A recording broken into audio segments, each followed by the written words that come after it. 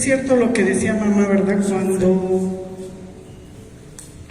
entiendes tu posición, cuando entiendes tú quién eres, decía mamá, ¿verdad? Cuando a mí me dijo, te toca predicar, sí mamá, me dijo, ¿tienes algo? No se preocupe, yo ahorita preparo algo, no se preocupe por eso, ¿verdad? Porque debemos estar listos para todo, preparados, como dice la palabra, para toda buena obra. Dios, hay muchas cosas que tú puedes enseñar, como bien decía mamá, ¿verdad? Nosotros hemos pasado por muchas circunstancias, por muchas situaciones, y de esas cosas que tú has pasado, tú puedes predicar. No necesitas a veces preparar un sermón, ¿verdad? No necesitas decir, voy a ver cómo le hago eso, y ir a estudiar, porque lo que tú has pasado, eso tú ya lo puedes enseñar, ¿verdad? Hay muchas cosas que pasamos, cuántas circunstancias hay en nuestra vida que hemos pasado que tú puedes enseñar, porque lo que tú pasas, por ejemplo, mi situación no es la misma situación que la de María, ¿o sí? No, ella está pasando unas circunstancias y su mamá, aunque es su mamá, está pasando otras. Entonces, todos podemos enseñarle a alguien de lo que tú has vivido, de lo que tú has pasado, de lo que has experimentado, ¿verdad? Pero de eso no voy a predicar.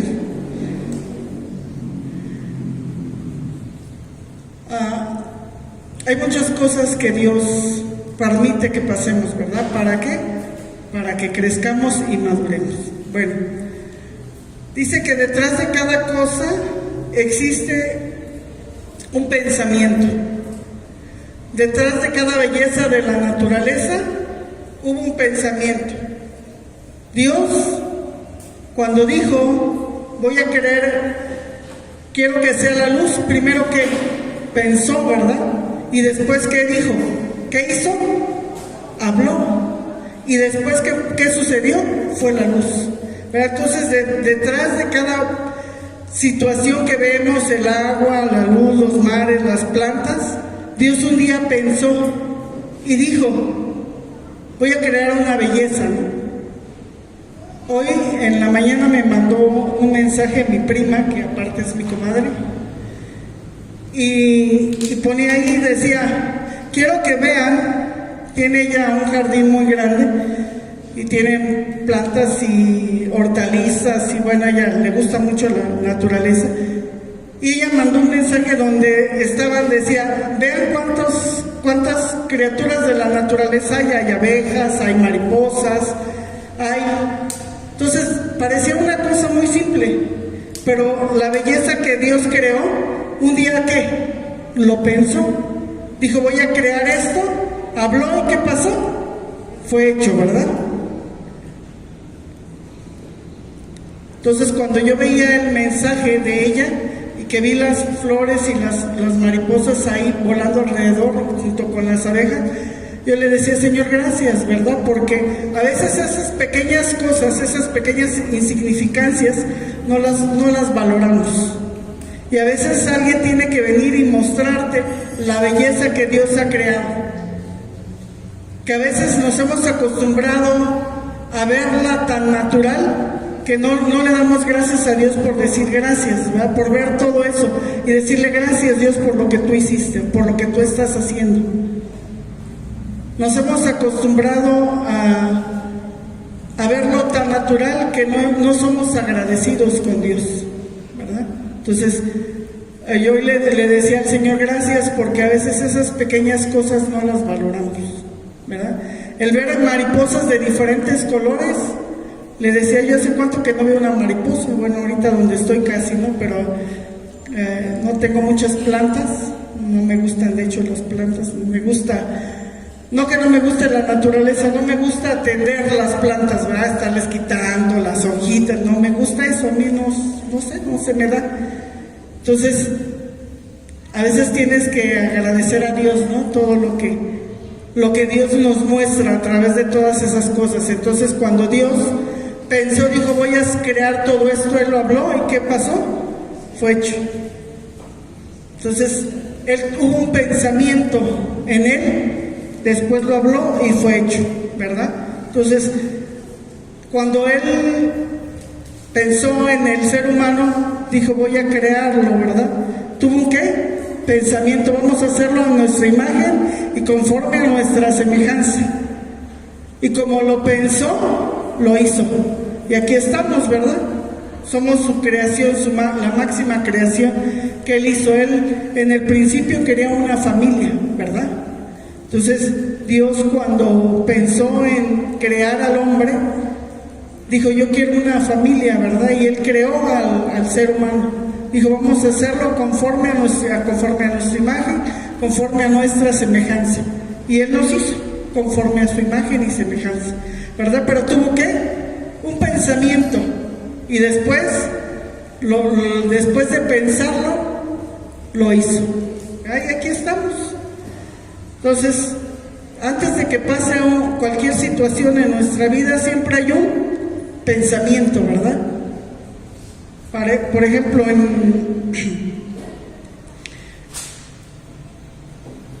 cuando Dios vio que era su creación máxima, que vio al hombre y a la mujer, dijo, estoy satisfecho con lo que he hecho, ¿verdad?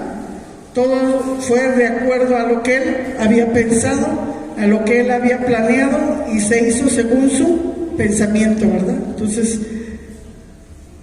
por ejemplo, si vemos los edificios, las obras de arte, muchas cosas, hubo primero ¿qué? Un pensamiento de alguien para decir, voy a hacer esto, voy a hacer este edificio, y después ¿qué pasó? Fue hecho. Igual, ¿verdad? Una obra de arte, primero el pintor no dijo, de la nada me salió, no, tuvo primero ¿qué? Un pensamiento para crear esa obra. Primero lo pensó y después vino ¿qué? La obra, ¿verdad? Después de que él pensó en esa obra, vino la obra hecha ya. Entonces, todas las cosas, todo proyecto que hay en nuestra vida, primero viene sobre un pensamiento y después se lleva a cabo, ¿verdad? Por ejemplo, en los matrimonios, cuando tú te ibas a casar, por ejemplo, en el caso de los que somos casados, primero un ¿qué? Pensamiento, ¿verdad? De voy a formar una familia con esa persona, porque no lo ves y dices, ya no voy a casar con él, ¿o sí? No, ¿verdad? Primero lo piensas, lo meditas, lo razonas y después ¿qué? Lo llevas a cabo. Entonces, es lo mismo, ¿verdad? Todo sucede primero, viene un pensamiento a tu vida y después se pone por obra, ¿no? Entonces, aún por ejemplo en las infidelidades, hubo primero un pensamiento y después ¿qué sucede? Eres infiel. Ay, no estoy diciendo que aquí alguien, ¿verdad? No. Pero todo sucede a través primero de un pensamiento, ¿verdad?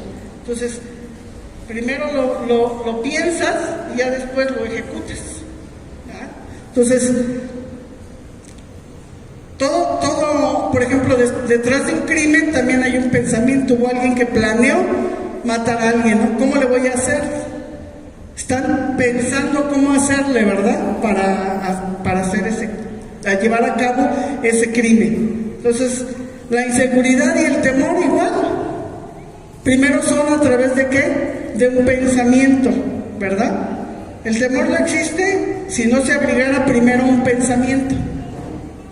¿Ustedes saben cuál es el arma más poderosa de Satanás? El temor. Ese es el arma poderosa de Satanás. Entonces, las personas que son muy miedosas, es que en su pensamiento el diablo ha operado y ha hecho una fortaleza. Entonces, por eso debemos de tener cuidado, ¿verdad? ¿Qué es lo que tú estás pensando? Porque de acuerdo a lo que tú piensas, es lo que un día se va a hacer en tu vida. De ahí que mamá nos decía siempre, ¿verdad? Lo que tú hablas es lo que hay en tu corazón. ¿Qué hay en tu vida? ¿Qué hay en tu pensamiento? Porque dice la palabra que de la abundancia del corazón, ¿qué pasa? Habla la boca. Entonces, tu vida siempre se va a guiar por esos pensamientos, porque después se va a hacer que realidad es lo que tú estás pensando.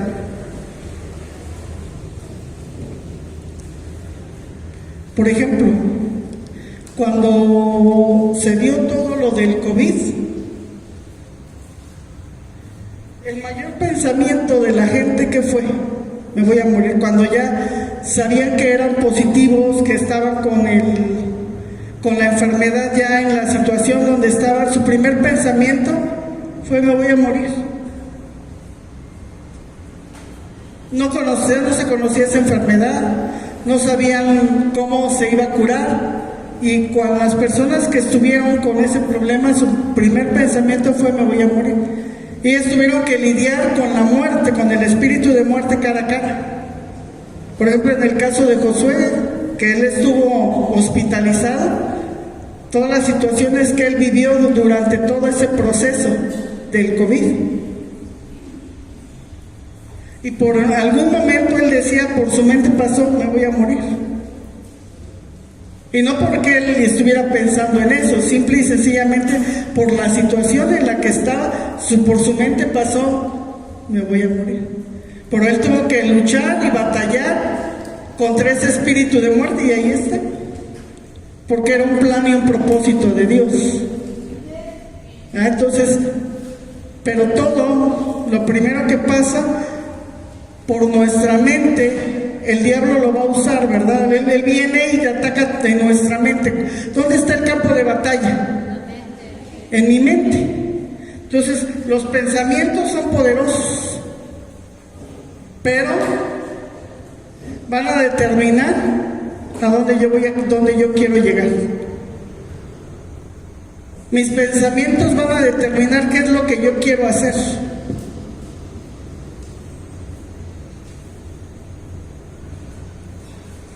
Mi pensamiento me va a decir si puedes o no puedes, pero yo voy a determinar avanzar o quedarme estancada. El diablo siempre va a traer en mi mente: tú no puedes, tú no sirves, eso es más fuerte que tú. Pero Dios, ¿qué hace? Él te dice: tú puedes, sigue adelante, tú vas a salir adelante. Mayor soy yo que estoy en ti que el que está en el mundo. Muchas circunstancias vienen a tu vida, pero Dios te permite tomar una decisión y decir: aquí estoy. Pero ¿qué pasa si tú no conoces tu identidad? ¿Qué va a pasar? El diablo va a poder ganar. Estábamos platicando en la semana con una hermana y decíamos, ¿verdad? Mucha gente no conoce su identidad, no sabe quién son. Y ese es el problema de mucha gente, que no conoce su posición. Y el diablo que viene y las arrastra, empieza a hacer muchas circunstancias en su vida, porque no han entendido quiénes son. Y aún muchos cristianos, ¿verdad?, no han entendido su posición, no han entendido en dónde están parados, que mayor es el que está en ellos, mayor es el que está en mí. Y si Jesús está en mí, yo tengo su naturaleza y yo puedo hacer lo que yo quiero. Lo que Dios diseñó y lo que Él dijo que yo voy a hacer, lo puedo hacer. Pero también viene el diablo y te dice: tú no puedes, pero de ti depende a quién creerle. Él va a venir con muchos engaños, con muchas circunstancias, pero a ti va a depender el decir: sí puedo. Al decir: hoy me levanto, no importa que me haya caído, no importa que me haya tropezado, hoy me levanto y empiezo a tomar mi lugar. Empiezo a tomar la posición que Dios me dio. Empiezo a hacer lo que Dios diseñó en la eternidad para mí. ¿Pero de quién depende? De mí. Dios te da la opción, ¿verdad? Él te dice: aquí está tu manual, hijo. De ti depende usarlo o hacerlo a un lado. Por ejemplo, en el caso de Saúl. Saúl fue el primer rey de Israel. El pueblo estaba siendo gobernado por los jueces, pero el pueblo empezó a decir: queremos rey.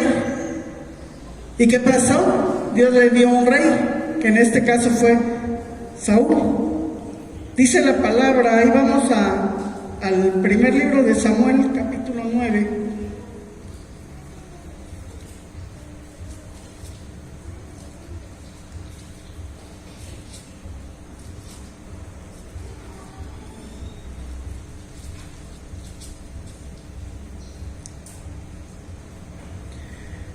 Vean las características de Saúl. Dice 9, versículo 2: y tenía él un hijo que se llamaba Saúl, joven y hermoso entre los hijos de Israel. No había otro más hermoso que él. De hombros arriba sobrepasaba a cualquiera del pueblo. O sea, aquí nos dice que era como un hombre que alto, ¿verdad? Y dice que era de un joven hermoso. ¿Qué entienden ustedes por un joven hermoso?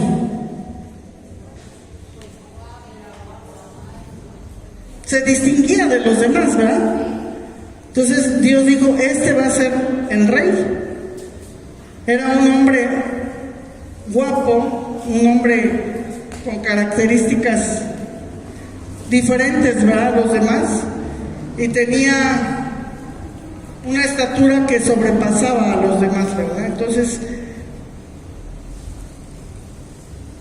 pero la capacidad de Saúl no se determinaba por el tamaño,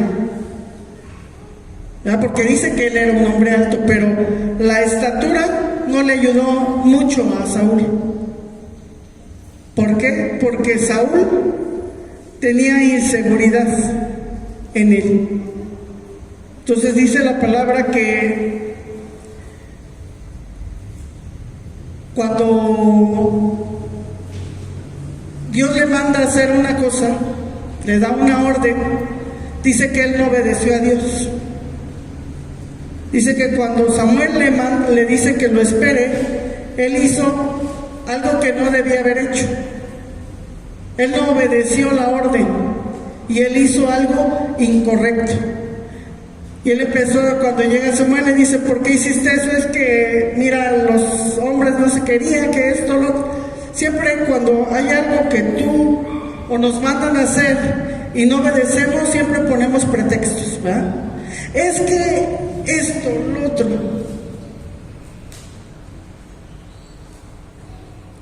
Saúl desobedeció la orden porque él era un hombre inseguro. Él no conocía su posición, a diferencia de David, ¿verdad? Dice la palabra que cuando Saúl desobedece, Dios lo desecha del reino y le dice: ahora te voy a ungir a otro. Pero si vemos la situación de David, la escritura lo define como un hombre bajito. No era alto como Saúl, ¿verdad? Él dice la palabra que David era un hombre bajito de estatura. Pero Dios, vuelvo a repetirles, no te mira por la estatura que tienes, sino por la capacidad que tienes de creerle y de obedecerle. Dios no está viendo si tú eres grande o eres chico, está viendo qué capacidad tienes de creer y poder obedecerle la indicación que Él te está dando. Muchas veces nos decía papá y mamá: vamos a ungir las casas. Y empezábamos a ungirlas, ¿verdad? Y después dejábamos de hacerlo. ¿Por qué?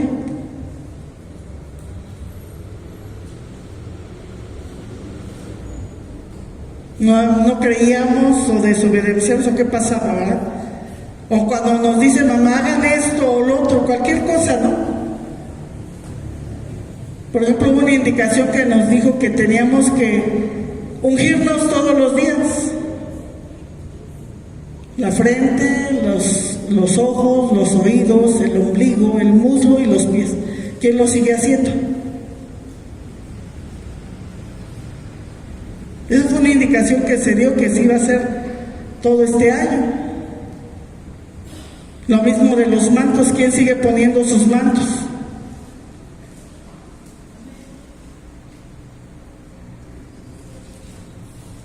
Es una característica que el ser humano tiene, ¿verdad? Pero primero viene el diablo y te pone un pensamiento, pues yo para qué lo hago, no pasa nada. Viene el pensamiento y entonces dejas de hacer la indicación que nos dieron. Entonces lo mismo le pasó a Saúl, ¿verdad? Samuel le dijo que hiciera algo y él no obedeció. Y como consecuencia de esa desobediencia, ¿qué vino? Le quitaron el reino.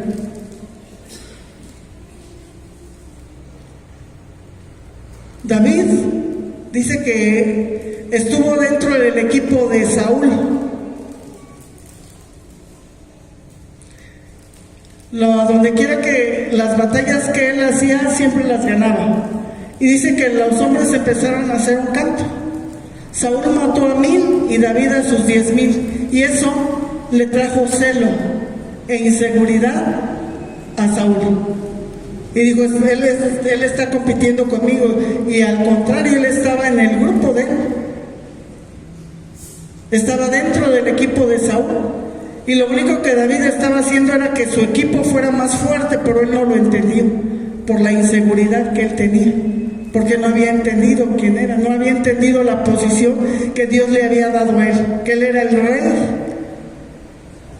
pero no entendió esa parte. Entonces, ¿qué pasó? Cuando David empieza a ganar esas batallas, empieza a hacer lo que Dios le empieza a decir, entonces le dice Samuel, ya por tu desobediencia Dios te ha quitado el reino y ahora va a ungir a otro. Ungió a David. Pero en la familia de David dice que él era el que, cuando llegó el profeta a ungir al nuevo rey, ¿estaba David ahí con la familia? Dice que no estaba. Mandaron a traer porque el profeta le dijo, no es ninguno de estos hijos que tienes aquí, falta uno. El olvidado David, sí, David ya está con las ovejas. Y fueron a traerlo, y entonces Dios dijo, este es el rey, este es el que se va a ungir como rey. Y David obedeció a Dios, y él entendió su posición. Por eso es que cuando Saúl estuvo en la cueva que lo andaba persiguiendo, dice que David cortó un pedazo de su manto y le dijo, yo te pude haber matado, pero mi mano no se va a levantar contra el ungido de Jehová. Porque él sabía que él era una autoridad y él no podía hacer esa parte. Pero David lo entendió, cosa que Saúl no. Por eso les decía, tus pensamientos son poderosos. Cuando yo hablo, por ejemplo, con cualquier persona y te das cuenta que es una persona chismosa, te puedes dar cuenta de de qué está lleno su corazón. A una gente negativa. Yo le decía, ahí en la escuela hay una compañera que es cristiana, y cuando llegamos en la mañana tiene sus alabanzas a todo lo que da, pero su comportamiento es muy distinto. De todo se queja, de todo se fija. Y entonces tú te das cuenta de que está lleno su corazón. Yo siempre le digo, ponte a orar. Pon las cosas delante del Señor, no te quejes. En el cielo no hay departamento de quejas, ¿verdad? Empieza a declarar lo que no es para que lo veas. Pero muchas veces, cuando tú te estás quejando, eso quiere decir de que está lleno tu corazón. Si ella se comportara como una verdadera hija de Dios, su comportamiento sería diferente. A veces no necesitamos decir yo soy cristiana, ¿o sí? Tus hechos van a determinar quién eres. Papá tenía un dicho: tú vas a impactar, tú impactas diariamente, no vas a impactar, tú impactas diariamente por lo menos a 5 personas. ¿Cómo las estás impactando? ¿Para bien o para mal? Eso siempre nos decía papá. Tú impactas a 5 personas diariamente, pero ¿cómo las estás impactando? Tengo que llegar y decirle, es que yo soy cristiana. O tus hechos van a demostrar, van a decir quién eres. No necesitamos venir y decir, yo soy, ¿verdad?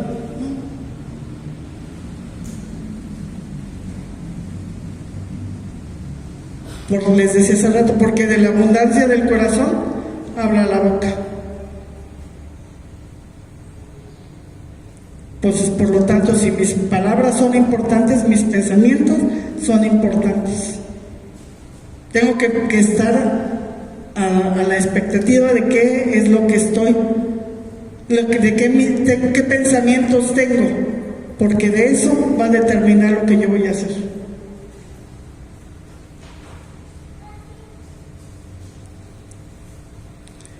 Ahí en Primera de Samuel 15,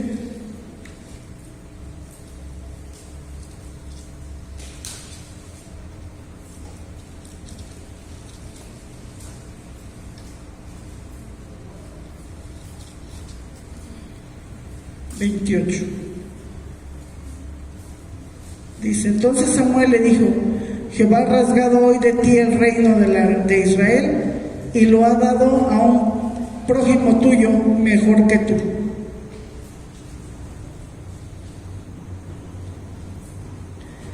David no era mejor que Saúl, ¿o sí? Simple y sencillamente la diferencia era que David tenía la disposición de obedecer a Dios. ¿Qué tan dispuestos estamos nosotros para obedecer a Dios?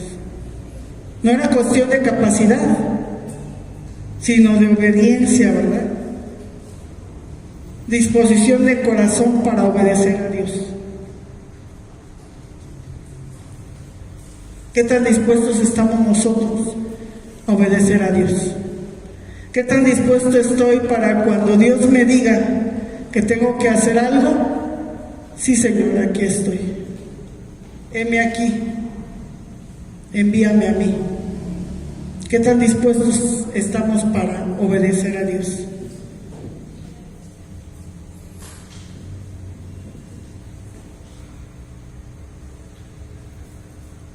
Dios tiene un propósito en cada uno de nosotros. Si estamos aquí es porque Dios tiene un propósito en la vida de cada uno de nosotros. Nadie está aquí por casualidad. Estás aquí porque tú tienes un propósito en Dios.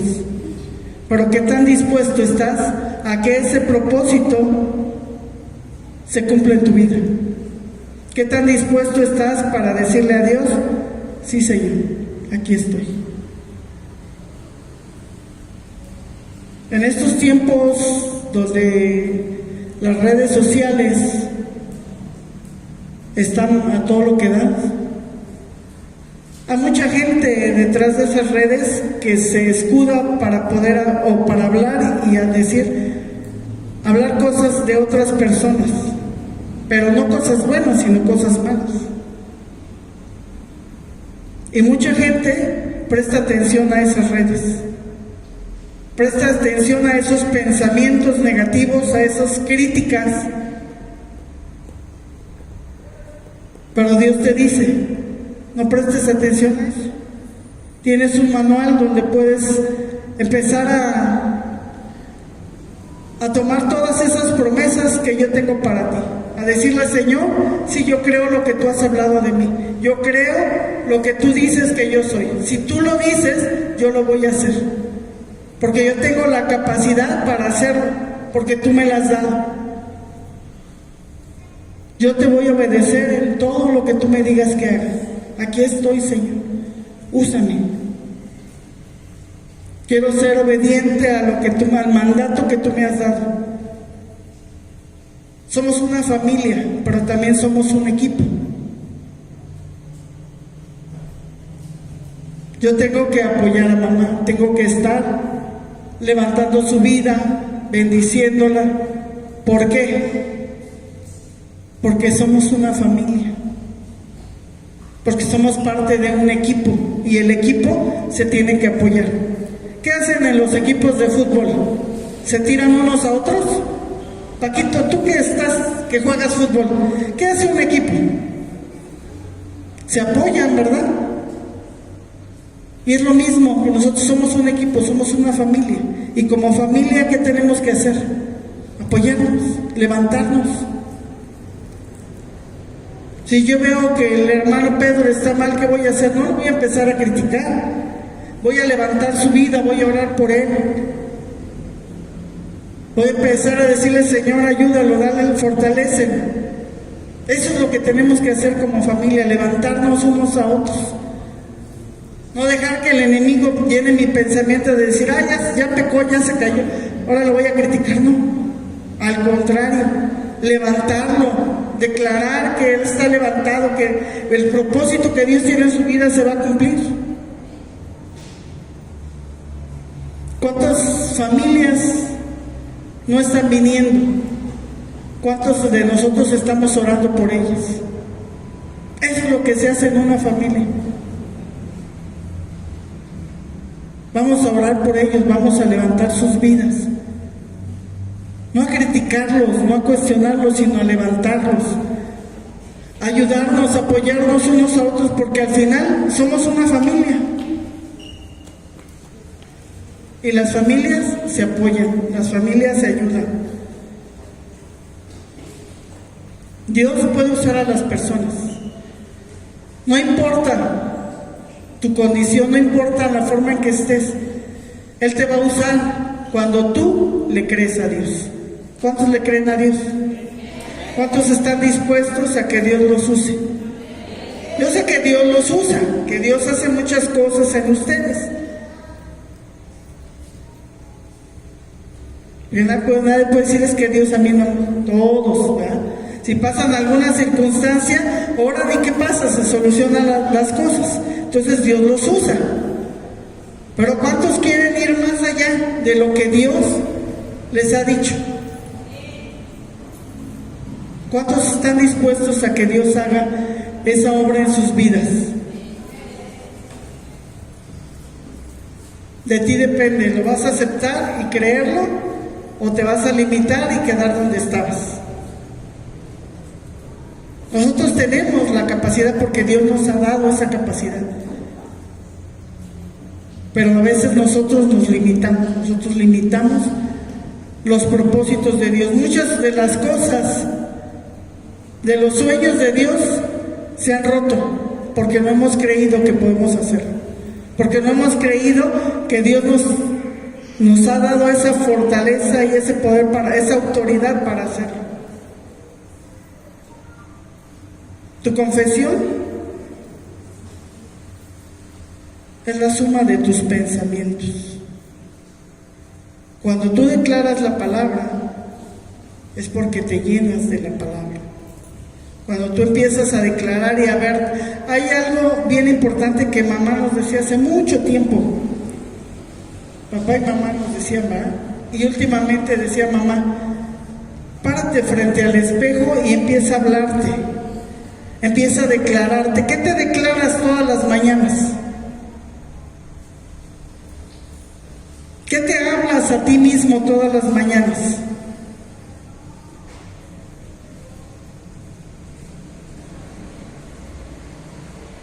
¿Qué es lo que estás hablando de ti? Mucha gente habla de nosotros, ¿sí o no?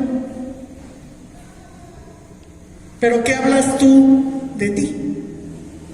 La gente habla muchas cosas de nosotros, muchas. La gente afuera es muy envidiosa y porque estés contenta, no les gusta.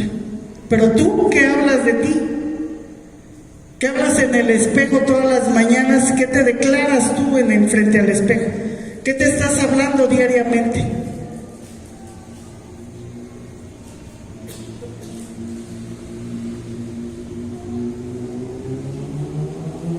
Yo tengo que hablarme todos los días y empezar a decir lo que Dios dice de mí. Yo le decía una vez a una hermana, la gente habla de mí, pero eso no me interesa. A mí lo que me interesa es que Dios dice de mí. Eso sí me interesa. La gente va a hablar siempre. A la gente nunca la vas a tener contenta, pero a mí me interesa lo que Dios dice de mí. Eso sí me interesa. ¿Qué está hablando Dios de mí? ¿Qué está diciendo Dios de mí? La gente siempre va a decir. Pero Dios, ¿qué está diciendo de ti?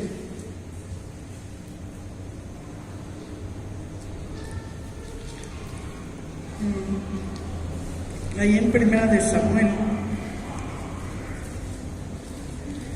17.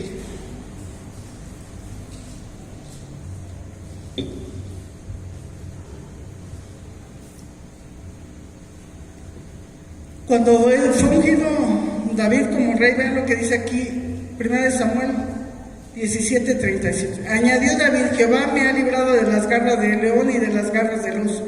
Él también me librará de la mano de este filisteo. Y dijo Saúl a David: ve y Jehová esté contigo. Cuando David llegó al campo de batalla, dice que llevó la comida a sus hermanos y oyó cómo este filisteo los amenazaba.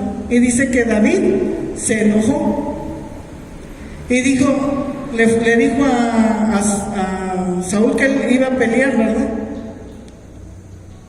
Él le empezó a decir lo que Dios hizo en él cuando estuvo con las ovejas. Dice, cuando venía el león, yo defendía mis ovejas, y cuando venía el lobo igual. Y le dice David, ¿verdad?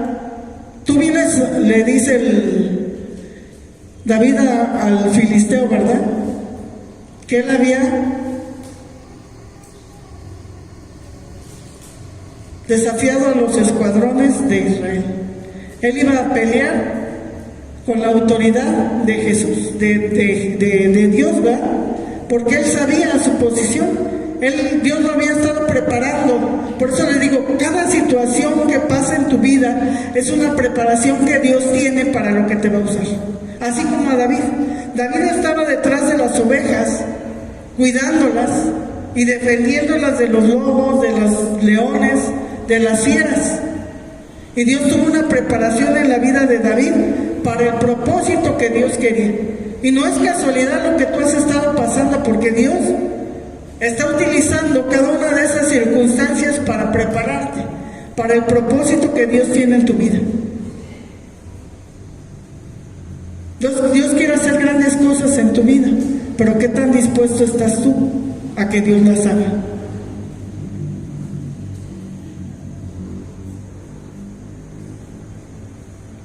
David mató al filisteo con una honda. ¿Cuántas piedras usó? ¿Pero cuántas tenía? 5. Dice que con la misma espada del filisteo, con eso le cortó la cabeza. Porque él sabía que ese tiempo, a solas allá con las ovejas, Dios lo había preparado para el propósito que Dios tenía. Cuando él llega ahí a estar en ese campo de batalla, él sabía que Dios lo había preparado para ese momento. Entonces, cada circunstancia que tú has estado pasando no es casualidad. Dios la ha estado permitiendo con un propósito. Él quiere prepararte para lo que tú, en tu diseño en la eternidad, ha sido creado.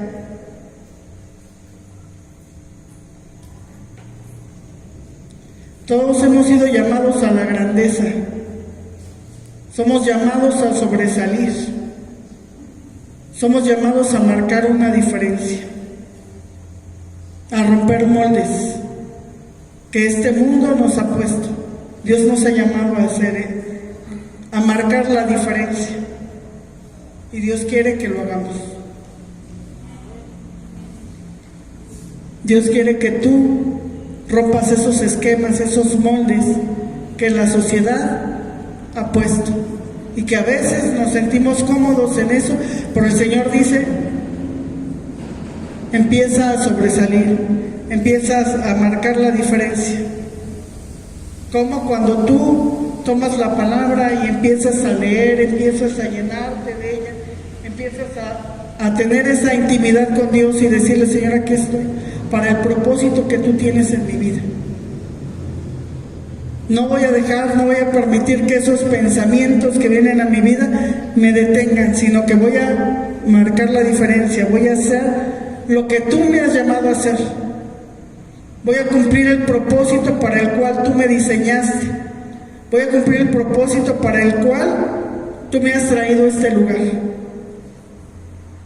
Les decía hace ratito, nadie está aquí por casualidad.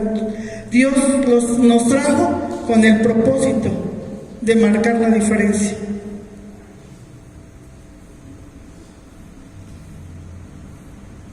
Yo tengo que aprender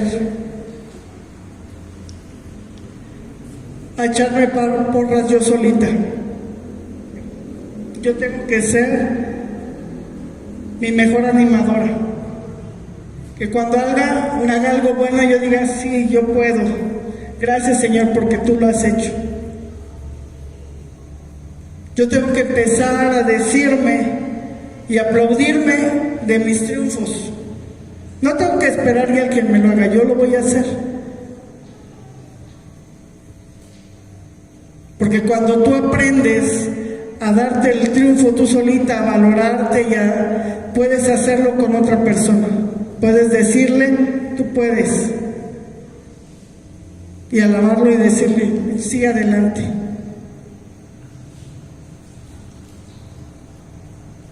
Tenemos que dejar las envidias, los rencores, todo eso que no sirve, y levantarnos unos a otros, decirle a tu hermano: tú puedes, ánimo, échale ganas.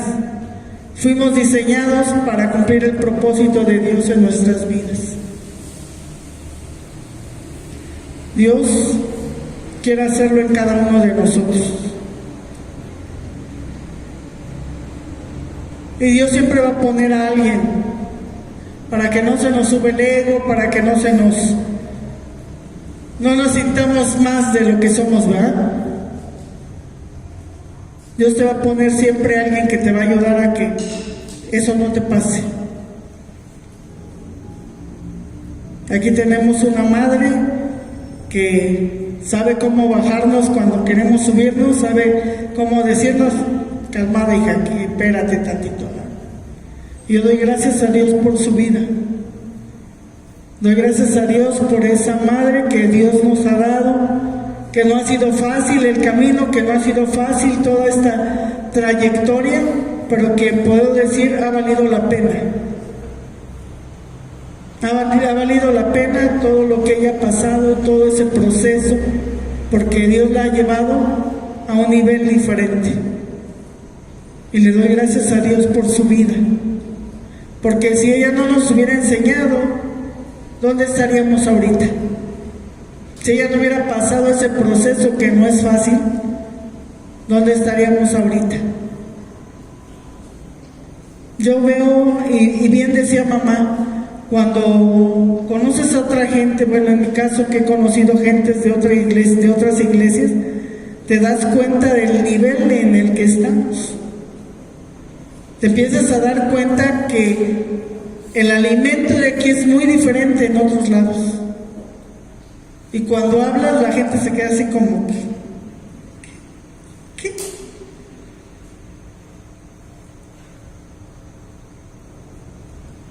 Le doy gracias a Dios por esa madre, esos padres, ¿verdad? Porque papá fue parte muy importante de nuestra formación. Pero en estos 2 años, ya, 2 años de que no está papá, no ha sido fácil, pero le damos gracias a Dios porque Dios ha perfeccionado y ha levantado grandemente la vida de mamá. Le doy gracias a Dios porque somos una iglesia que marca la diferencia. Somos una iglesia que de verdad el alimento es carne sólida. Y yo le doy gracias a Dios porque Él es fiel. Y mamá nos ha sabido guiar por ese camino y nos ha enseñado lo que verdaderamente es importante. Le doy gracias a Dios por ello, ¿verdad? Entonces, Dios usa a veces el dolor para que tú aprendas. Cuando tuve el accidente, me fracturé 3 costillas y quedé desalineada. Y papá me llevó a alinear con un hermano que es quiropráctico. Y cuando él me sobó y me jaló, primero me sobó la cintura y me jaló las piernas. Pero cuando llegó al cuello, hermanos, fue un dolor impresionante. Pero a pesar de ese dolor, yo sentí un alivio. Y a veces Dios permite esas circunstancias para que tú aprendas. A veces el aprender trae dolor, pero después dices, valió la pena. Sí me dolió, pero valió la pena. Estoy aquí, levantada, fortalecida, llena de Dios. Y entonces, a pesar de ese dolor, a pesar de todas esas circunstancias, dices, valió la pena. Gracias, Dios. ¿Cuántos pueden decirle gracias, Señor, por todo lo que he pasado? Gracias, Señor, porque en cada circunstancia he tenido un aprendizaje. Gracias, Señor, por lo que tú has hecho en mi vida, porque ahora puedo levantar la vida de otros. Amén. Pónganse de pie y vamos a darle un aplauso al Señor.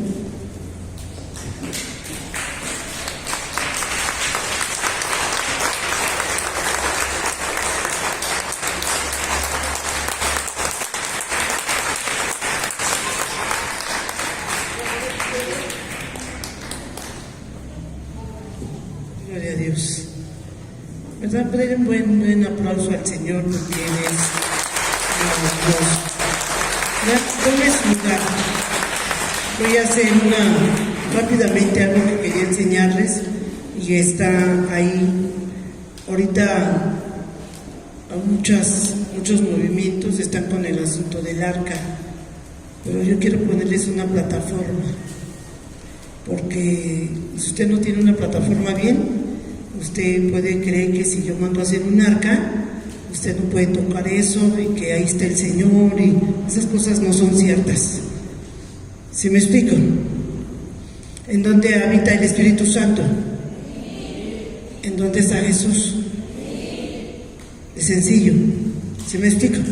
¿Quién es el arca actualmente? Nosotros somos el arca. Entonces, cuando tenemos ya un nivel de revelación más arriba, pues yo no voy a creer que hay mucha gente que lo hace y está bien, yo respeto eso. Pero mandan a hacer un arca, la pintan de color oro y la tienen al frente de la plataforma, porque ¿quién es el altar? Nosotros. Esto no es un altar, esta es una ¿qué? Plataforma. ¿Sí? No es el altar, es usted. Entonces se va a desatar una corriente, así como se desató una corriente de que todo es sobrenatural, y nosotros creemos que en Dios es todo ¿qué? Natural. Porque si tú eres un hijo de Dios y lo que hace tu papá es sobre o es natural, es natural. Yo estuve esta semana, fui a una clase, ¿verdad? Porque mi cobertura me mandó a traer y yo tenía que estar. Y hay veces que el asunto es que cuando tú ya tienes una revelación en otro nivel, y me oyes, dices, híjole, hermano, ¿no? Pues es como que no puedo yo creer que alguien pueda creer que si yo tengo aquí un arca, que yo la mando a hacer, o que nos las hacen cualquier hermano aquí en ustedes y me la pintan de oro, y yo digo, ahí está la presencia de Dios. Porque entonces tendríamos una misma situación que los católicos. Ellos tienen a la guadalupana, al santo, a todos esos asuntos, y les dan una posición a ellos, y mucha gente le da una posición al arca. No puede ser eso. ¿Saben qué le debes dar posición? A tu vida. ¿Sí o no es cierto? Entonces, ¿en dónde está el arca? Yo soy el arca. ¿Qué había dentro del arca? Había 3 cosas dentro del arca. ¿Qué había? Dice que había maná, ¿verdad? Que había una vasija de oro y que ahí habían depositado ¿qué? Maná. ¿Qué otra cosa había? La ley. ¿Qué más había? La vara de Aarón. ¿Cuántos elementos había? 3. Porque cada uno de esos elementos representa la Trinidad. Entonces son 3 cosas que estaban ahí, que están dentro de ti. ¿En dónde está la palabra de Dios? En tu corazón, en tu mente. ¿No dice la palabra? Que debe de estar en tu mente, en tu corazón la palabra. ¿Quién tiene la autoridad? Esa es tu vara. ¿Sí o no? ¿Tú qué tienes? ¿O no tienes autoridad? ¿Cuántos tienen la autoridad para echar fuera demonios? ¿Ah? ¿Cuántos tenemos autoridad para orar por la gente? ¿Ah? Entonces tú eres la vara. ¿Qué más había? Maná. Si tú tienes la palabra, tú tienes ¿qué? Comida. Tú tienes provisión, porque eres hijo. Esas 3 cosas había. Y la otra cosa que había encima del arca eran los querubines, que esos querubines representaban la presencia. ¿Quién tiene la presencia de Dios? Yo. ¿Quién tiene la presencia de Dios?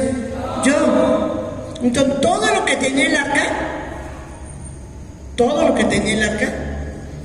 lo representa usted. Y cuando trasladaban el arca, que la tenían que cubrir, eso significaba la autoridad de Dios en el arca, que estaban cubiertos. Ahora, ¿usted está cubierto con qué? Con la sangre de Cristo. Yo no conocí un ministerio muy fuerte de guerra, y a mí me sorprendió uno de sus pastores que salieron a hacer un acto profético, y entonces llevaban el arca, ¿verdad? Ellos hicieron un arca y todo, y entonces los feligreses, o sea, su gente no podía tocar el arca. Yo dije, ¿qué es eso? No podemos hacer, dice la Biblia que no debemos de tener algo que nosotros idolatremos. Tú no puedes decir eso, es porque si no a todos los mando que hagan un arca en su casa. Todos deben de tener un arca. No. Todo lo que está en el Antiguo Testamento hoy es como una sombra que viene para que nosotros entendamos el Nuevo Testamento. Y se los digo porque va a empezar mucha gente así como lo que es lo sobrenatural y todas esas cosas que deben de entender que somos naturales en Dios. Viene ahora mucho asunto en eso. Entonces, yo digo con todo respeto, pero yo digo, Señor, ya no estoy en ese nivel para creer eso. ¿Me entienden? O sea, creo que es un arca, creo que existió todo eso, sí, pero actualmente yo soy el arca. Digan, yo soy el arca. ¿Cuántos tienen una Biblia en su casa? No tienen Biblia en su casa, Dios los perdone. Padre, perdona a estos hermanos, hijos. ¿Verdad? Tenemos una Biblia en casa. ¿Cuántos tienen maná? Su comida de todos los días. Ahora, el maná que estaba dentro del arca, quiero decirles que no se echó a perder nunca. Y dicen que cuando se quedaba el maná y lo juntaban y lo guardaban, ¿qué pasaba? Se echaba a perder porque no lo podían guardar. Pero ese era algo exclusivo de Dios ahí. Entonces, el alimento que tú tienes es exclusivo de Dios para que vivas. Es todo. ¿Qué existía en el arca? Su presencia. ¿Qué tienes? La presencia. Bien sencillo, ¿sí o no? Entonces un día te lo invitan a una iglesia, usted ve un arca, usted no lo juzgue ni lo critique, simplemente si usted la toca y le dice no lo toque, no lo toque y ya, ¿no? Pero eso no. Miren, yo les voy a poner un ejemplo. Ven, Pedrito. Voy a explicarles con palitos, porque eso les tiene que quedar bien, dijo, para acá arriba, porque tiene que quedarles bien claro eso. Miren, Él es el arca. ¿Sí? Él es el arca. ¿Cuántos son arcas aquí? Todos somos arcas. Él tiene la sangre de Cristo que lo cubre. Y si alguien se atreve a tocar a Pedro, se muere. Escuchen, porque dicen que usa cuando quiso tocar el arca, que los bueyes iban tropezando y que se movió y que se iba a caer. ¿Qué pasó con ella? Cayó muerto. Si realmente la presencia de Dios está en ti al 100%, Dios va a permitir ciertas cosas en tu vida para el desarrollo, lo que dice la hermana Linet. Vas a crecer y va a permitir muchas circunstancias, pero te van a servir para bien, no te angusties. Si pasas 20 años y no has subido financieramente, está bien, por lo menos comes, vistes y tienes casa. ¿Sí me explico? Algo está pasando en tu persona que tú necesitas revisarte, pero no es tanto que te hagan una liberación, es que tú te examines qué está pasando en tu arca. ¿Me explico? Entonces, Él tiene la sangre de Cristo, ¿sí? Ya tiene la sangre. Dentro de Él están las tablas, en su corazón. Dentro de Él está el Señor, está el Espíritu Santo, está el alimento. Y dentro de Él tiene la autoridad porque Cristo y el Espíritu Santo está dentro de Él. Por eso es que usted, cuando algún brujo lo llega a tocar, es porque usted pregunta al Señor, ¿qué es lo que quieres que yo aprenda de esto? Porque no me voy a quedar todo el tiempo con ese asunto. Va a ser un corto tiempo, pero quiere Dios que yo aprenda. Pero si Dios no quiere que ellos me toquen, pero yo tuve una fisurita chiquitita y entró, entonces yo tengo que cerrar esa puerta porque yo soy el arca. Y el que se atrevió a hacer algo en contra de mi persona, una vez que viene Pedro y dice, Señor, sí, me enojé, estoy molesto, no estoy de acuerdo, ¿no? Porque hay muchas cosas así, entonces puede decir eso. Perdóname, Señor, no lo entiendo, pero al cabo de 3 meses lo entenderé. ¿Me explico? Él pide perdón, se cierra.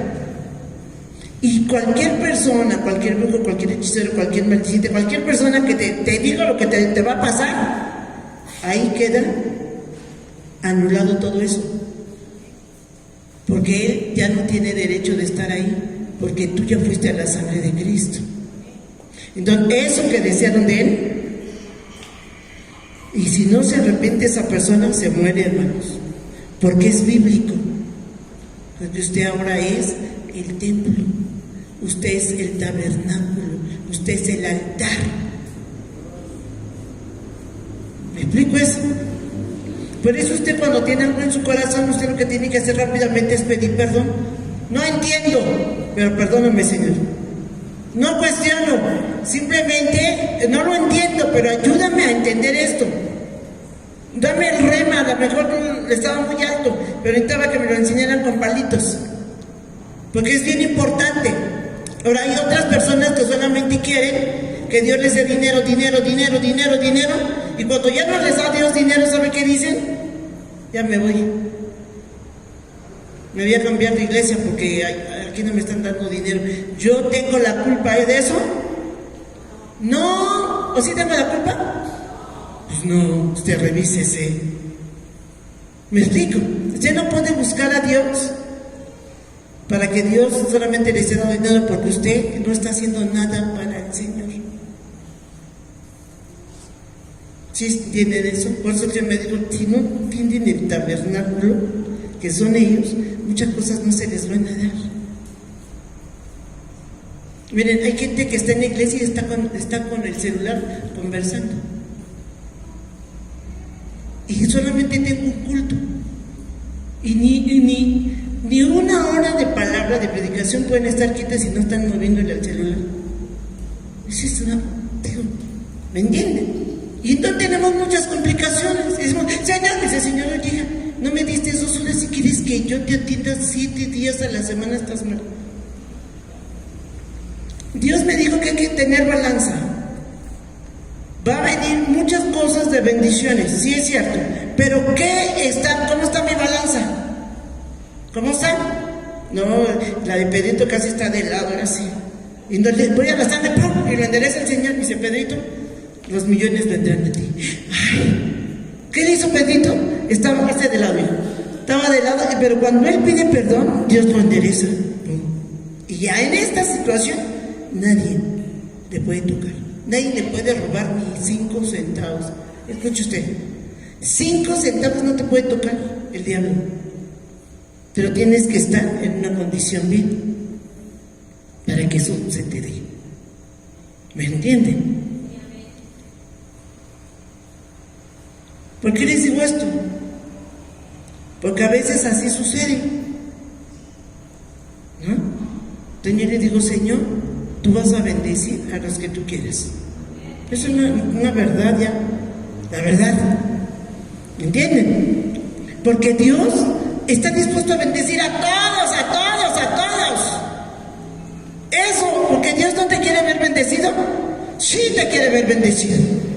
Pero ¿qué tanto tú quieres ser bendecido de Dios? O nada más quieres que Dios te dé, pero tú no haces nada. Me dijo el Señor eso, ahora que estuve en Puebla orando, el Señor me dijo eso. Me dijo, ¿sabes qué? Cuando entiendan quién es el arca, ya dijo, gracias, muy amable. ¿Sí me explico? Dios va a traer una provisión muy fuerte a esta casa. Y a lo mejor hasta entre por mí, y a muchos yo les voy a convidar. De veras, ¿no? ¿Cuántos creen eso? Si usted no cree que le voy a convidar, a ver si la mano para anotarlo ahorita que no le voy a dar. ¿Ah? Porque es una verdad, Dios puede usar a quien sea. Dios puede usar a Ocuriel y se gane la lotería y que le diga Dios en la noche, la mitad es para ti, la mitad darlo en la iglesia. No a la pastora, repártelo a tus hermanos. ¿Lo harías, Muriel? Sí. Tú no sabes a quién Dios va a usar. Cuando yo iba a hacer mis 25 años, una persona vino y me dijo, tengo unos buenos estelares que le voy a dar para que salga una buena fiesta. Yo no le dije, ay no, hermano, entonces, no. Pues no. ¿Ah? Y hice mi fiesta. Pero Dios tenía ese recurso y tocó a un hermano que ni es de la iglesia. Y lo digo, porque yo no ando escondiendo nada, debo de ser transparente. Pero tú no sabes Dios a quién usa para que te bendiga. ¿Yo no? Y si tú dices, me voy con mis 10 millones y hay que los bendiga el Señor de esta casa, te voy a decir una cosa, te va a regresar el Señor en serio y después ya no vamos a tener que Dios te dé, sino que le sufras 10 años y una década para que aprendas. Porque tú tienes que entender que muchas cosas Dios te las va a dar para ti, para tu familia, es cierto, pero algunas cosas tú las vas a compartir. Si Dios te dice, si Dios no te dice, no las vas a compartir, ¿me entienden? Porque si tú te encuentras 500 pesos, pues no, hijo, pues eso apenas para que lleves a los tacos de la esquina a tu esposa, porque ya están a 15 pesos los de suadero y cuando ya están caros, ¿no? Entonces eso no debe de medir eso, pero yo quiero que sí entiendan la parte de el arca. Otra cosa que había ahí,